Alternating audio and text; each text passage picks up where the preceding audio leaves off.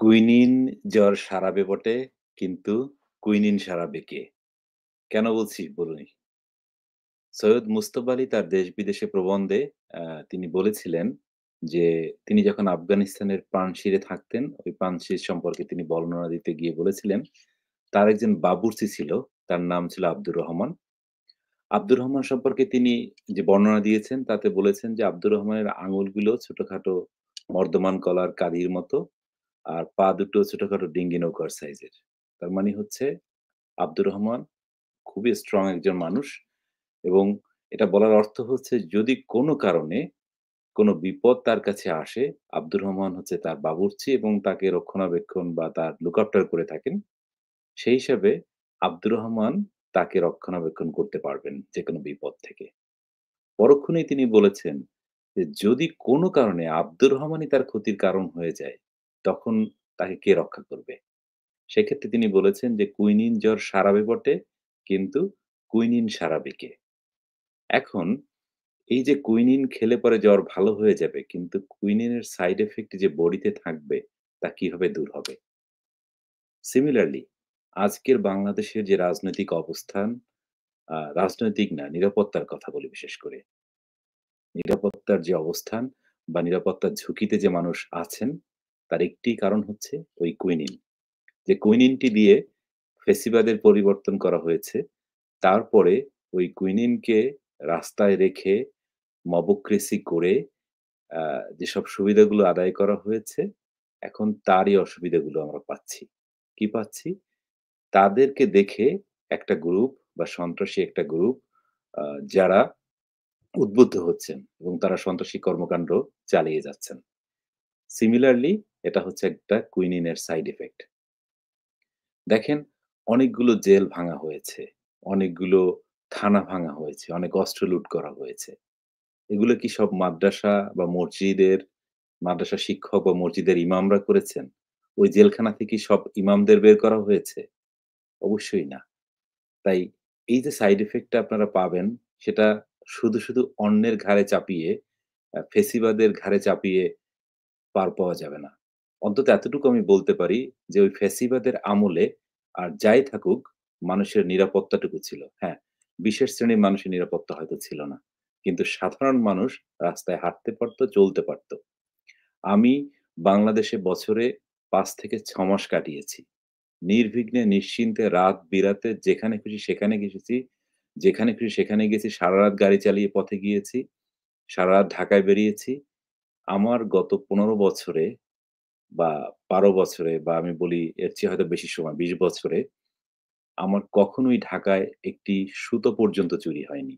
বা আমি ছিনতাইয়ের মুখোমুখি হইনি। এমনকি ছাত্র জীবন থেকে।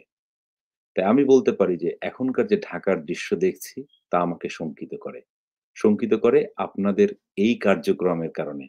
কারণ হচ্ছে যে আপনাদের এই বিশেষজ্ঞদের কথা বলছি এবার। দেখেন আমাদের কাকে দায়িত্ব দেওয়া হলো? সাখাওয়াত সাহেবকে দায়িত্ব দেওয়া হলো স্বরাষ্ট্র মন্ত্রণালয়ের। তাকে সরিয়ে দিয়ে একজন কমেডিয়ানকে নিয়ে আসলেন। যে রাত ৩ টার দিকে এসে নিজের ঘুম হারাম করে এবং অন্যকে ঘুম হারাম করার থ্রেট দেন। তার কাঁপা কণ্ঠে তিনি কিভাবে বলছিলেন, মানে এই ব্যাপারগুলো কি দেখার কেউ নাই? না আমরা এখনো সেই আগের জমানায় আছি? ইউনুস স্যার আপনি কি দেখেননি উনার সাংবাদিক সম্মেলনটা বা সংবাদ সম্মেলনটা? আসলে এরপরেও যদি আপনি চুপ করে থাকেন, তাকে পদ থেকে না সরিয়ে দেন, তাকে যদি আন্দোলন করে সরাতে হয়, সেটা দুঃখজনক স্যার। আর কথায় আমরা একটু হলেই দেখি কোন কিছুতে নিরাপত্তা বিশেষজ্ঞ। যে কেউ সেনাবাহিনী থেকে অবসর নিলেই তিনি নিরাপত্তা বিশেষজ্ঞ হয়ে যান। তিনি নিরাপত্তা বিষয়ে বিশেষ উপদেশ দিয়ে থাকেন। এবং একেকজন নিরাপত্তা বিশেষজ্ঞের কথায় মনে হয় যেন একদম পুরা দেশ উদ্ধার হয়ে গেছে। ভাই এত নিরাপত্তা বিশেষজ্ঞ থাকতে বাংলাদেশে স্বরাষ্ট্র মন্ত্রণালয়ের মানে স্বরাষ্ট্র উপদেষ্টার এই অবস্থা কেন? এর চেয়ে ভালো কাউকে আপনারা পাচ্ছেন না? একজন অভিজ্ঞ লোককে পাচ্ছেন না? সৎ, করতে পারেন না কিছু এমন লোকের চেয়ে যিনি করতে পারেন তেমন একজন মানুষ দরকার। প্রয়োজনে সাখাওয়াত সাহেবকে ফেরত আনুন। কানে খত দিয়ে বলুন, "ইউনুস স্যার ভুল করেছি। আমার ডিসিশন আমি সাখাওয়াত সাহেবকে নিয়ে আসি।" আমার বিশ্বাস তিনি থাকলে এতদিনে হয়তো ভালো হতেন। আর এই ডেভিল হান্ট বা অন্যান্য হান্ট আপনারা বললেন। ডেভিল খুঁজছেন কাদের? আওয়ামী লীগদেরকে ধরে ঢুকাচ্ছেন সব জেলখানায়। আর আপনারা ডেভিল খুঁজছেন। কয়টা ডেভিল? ৩২ নাম্বার যে ভাঙছে তাদেরকে আপনারা ডেভিল বলবেন না?